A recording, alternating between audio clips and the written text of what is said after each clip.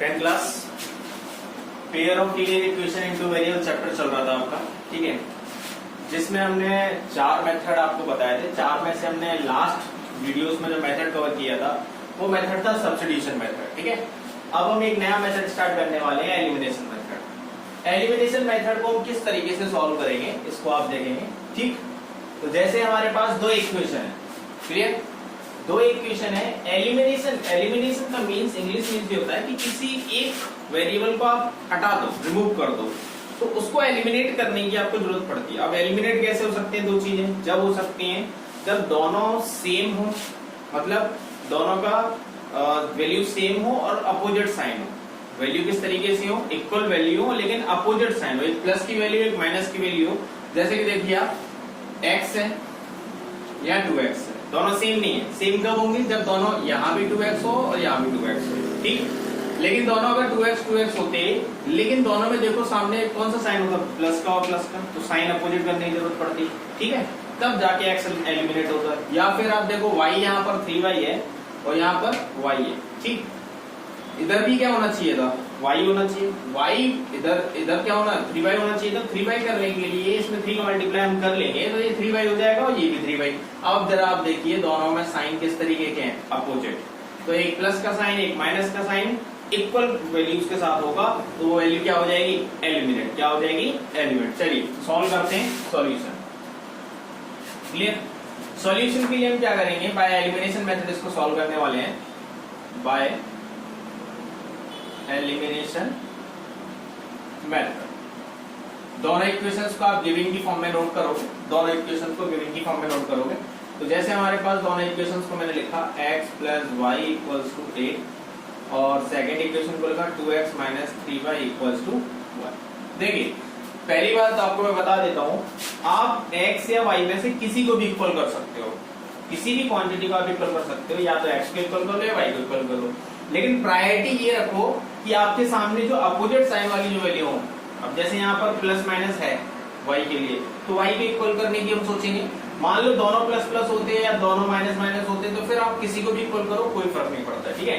लेकिन आप प्रायोरिटी रखो जो अपोजिट साइन वाले हो उनको हम इक्वली कन्वर्ट करें। अब जैसे देखिए यहाँ पर 3y है, यहाँ पर ओनली y है, तो 3 लाने के लिए क्या करना पड़ेगा? पूरी इक्वेशन में मल्टीप्लाई कर देंगे 3 से।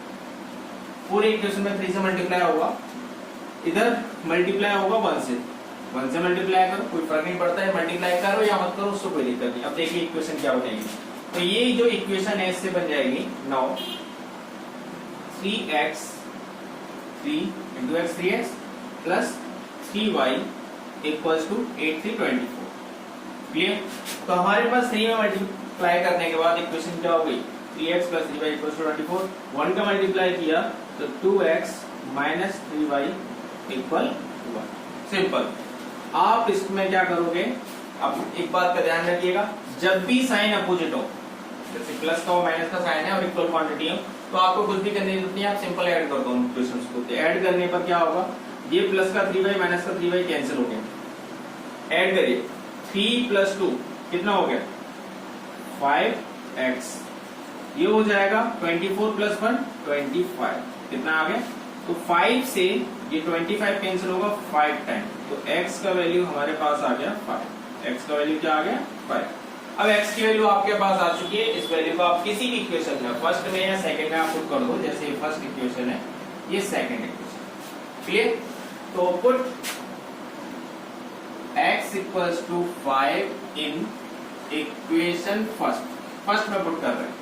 तो जरा ध्यान से देखिए, x की जगह क्या आ जाएगा? 5 प्लस वाई इक्वल्स टू 8। तो y इक्वल आ गया हमारे पास 8 माइनस 5, तो y की वैल्यू आ गई क्या? क्लियर? एलिमिनेशन मेथड से हमारे पास जो वेरिएबल की वैल्यूज आई हैं वो क्या है? x की वैल्यू 5 और y की वैल्यू 3। ओके, तो ये आपका एलिमिनेशन मेथड है। क्लियर? और जैसे मान लो एग्जाम में, आपके बोर्ड एग्जाम में जब भी पेपर आएगा, तो अगर उसने आपको पर्टिकुलर कोई मेथड नहीं दिया है, उसने नहीं बोला है क्रॉस मल्टीप्लिकेशन, सब्स्टिट्यूशन, ग्राफिकल किससे करना है, वो सारी चीजें अगर नहीं उसमें आपको दी गई हैं, तो आप बेस्ट मेथड होता है एलिमिनेशन मेथड, जिससे आप इजीली क्या कर सकते हो? वैल्यूज को फाइंड आउट कर सकते हो। तो आप एलिमिनेशन को प्रेफर करोगे। क्लियर?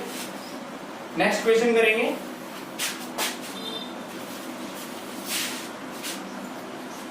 नेक्स्ट क्वेश्चन भी एलिमिनेशन मेथड के लिए होगा, लेकिन उसमें थोड़ा सा चेंज है, मतलब एक टाइप 2 का समझ लीजिए, जिसमें एक छोटा सा और काम करना पड़ेगा आपको, लेट करने का काम। क्लियर? जैसे आपको क्वेश्चन दिया हुआ है, प्रीवियस ईयर क्वेश्चन है। क्लियर? क्वेश्चन दिया हुआ है 4/x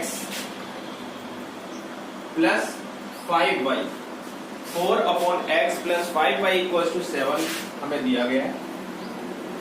ठीक है? दूसरी इक्वेशन दी है 3/x प्लस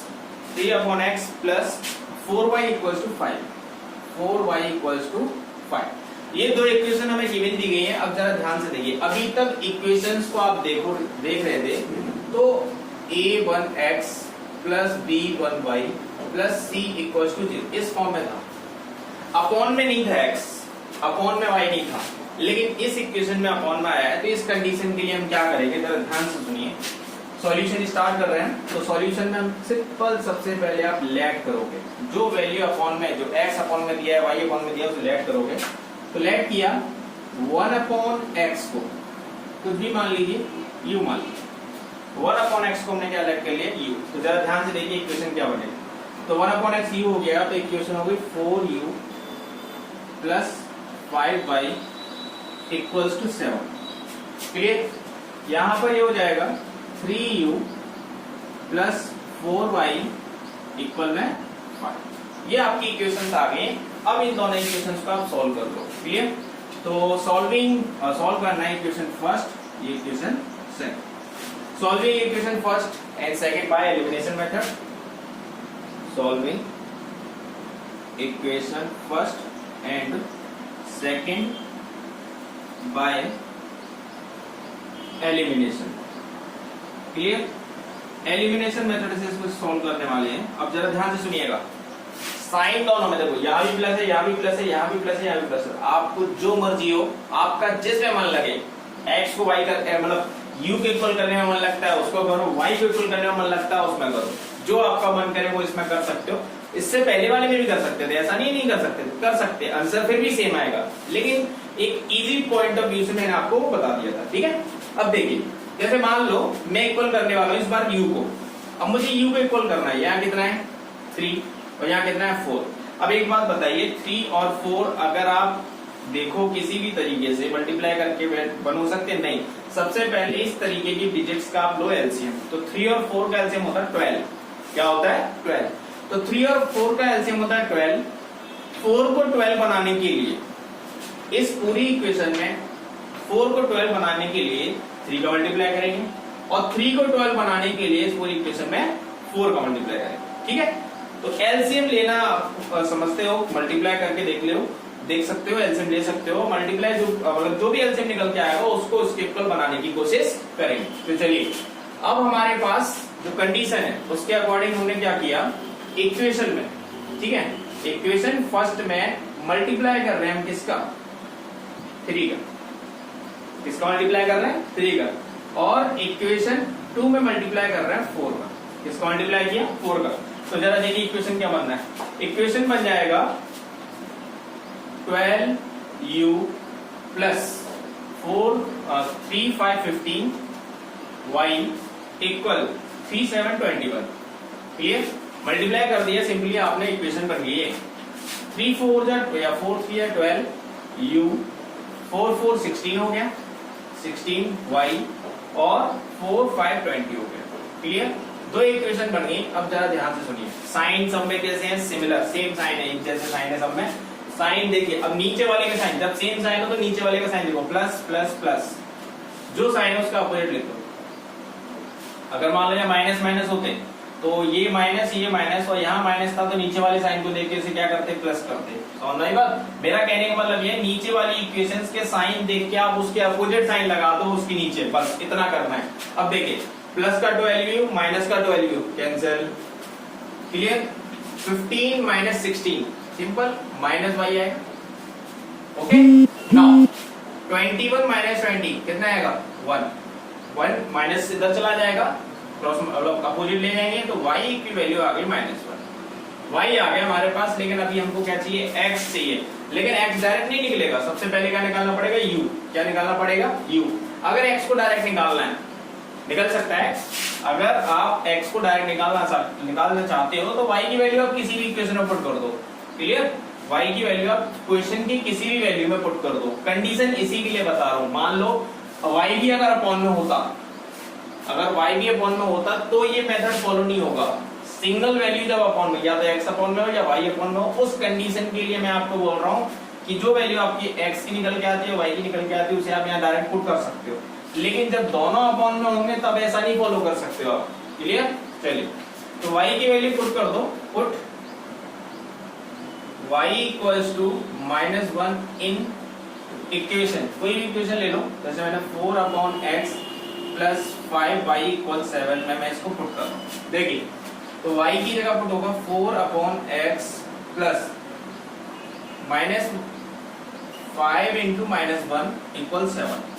ये हो जाएगा 4 upon x minus 5 equals to 7। 5 इधर गया तो 4 अपॉन x इक्वल्स टू हो जाएगा, इधर जाके 5 इधर ऐड हो जाएगा तो 7 प्लस 5 12।